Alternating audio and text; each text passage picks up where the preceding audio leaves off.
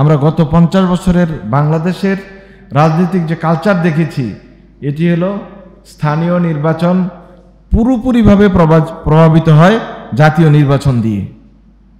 অর্থাৎ যিনি যে এলাকার এমপি থাকেন তিনি ওই এলাকার চেয়ারম্যান ইলেকশন, তারপরে উপজেলা ইলেকশনগুলি নিয়ন্ত্রণ করেন এবং তার কথা মতোই কিন্তু চেয়ারম্যানগুলি পদগুলি নির্বাচিত হয়, মেম্বাররা নির্বাচিত হয়, তিনি সেখান থেকে ডিরেকশন দেন, তার ইঙ্গিতেই কিন্তু সবগুলি হয়ে থাকে। তিনি তার প্রভাব খাটান সরকারের, স্থানীয় সরকারের উপরে, যে নির্বাচন কমিশনারের উপরে তার অবৈধ ক্ষমতা প্রয়োগ করে তিনি তার দলীয় লোকদেরকে জিতিয়ে নেন।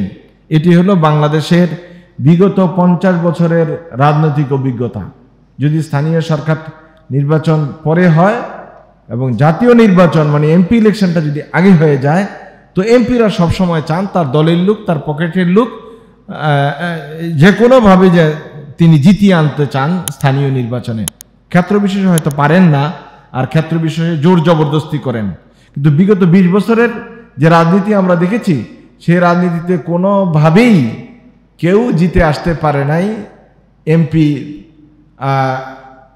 এমপিদের ন্যাক দৃষ্টি নাই এমন কেউ স্থানীয় নির্বাচনে জিতে আসতে পারে নাই। সুতরাং যদি জনগণ তাদের স্বাধীনভাবে ভোট দিতে পারে, তাহলে এটাই হলো সবচেয়ে ভালো কাজ। আমার মনে হয় এদেশের অধিকাংশ মানুষ এটা বিশ্বাস করে যে প্রথমেই হওয়া উচিত স্থানীয় নির্বাচন, মেম্বার ইলেকশন, চেয়ারম্যান ইলেকশন, উপজেলা চেয়ারম্যান, ভাইস চেয়ারম্যান ইলেকশন, এটা আগে হয়ে যাওয়া উচিত। তাহলে এটা দলীয় প্রতীকেও হবে না, ব্যক্তি যোগ্যতার কারণে হবে। মানুষ একজন সৎ ভালো মানুষকে নির্বাচিত করতে পারবে। কিন্তু আপনারা ইতিমধ্যেই দেখতে পেয়েছেন অধিকাংশ রাজনৈতিক দলের লোকেরা, নেতারা এর বিরুদ্ধাচরণ করতেছে। তারা বলছে যে না, আগে হবে জাতীয় নির্বাচন, তারপরে হবে স্থানীয় নির্বাচন। কারণ ওনারা জানেন জাতীয় নির্বাচন আগে না হলে আমরা আমাদের পছন্দের লোকদেরকে ক্ষমতায় বসাতে পারবো না। আর আমাদের পছন্দের লোকগুলি মেম্বার, চেয়ারম্যান, উপজেলা ভাইস চেয়ারম্যান যদি না হয়, তাহলে আমাদের লুটপাটের রাস্তাটা ক্লিয়ার থাকবে না। কারণ এদেরকে দিয়ে তো ভাউচার মিলাতে হবে, এদেরকে দিয়ে তো পার্সেন্টেজ নিতে হবে। এখন এরা যদি হয় আমার চিন্তার বিপরীত লোক, তাইলে তো আমার ভাউচার মিলানো সম্ভব হবে না, পার্সেন্টেজ নেওয়া সম্ভব হবে না।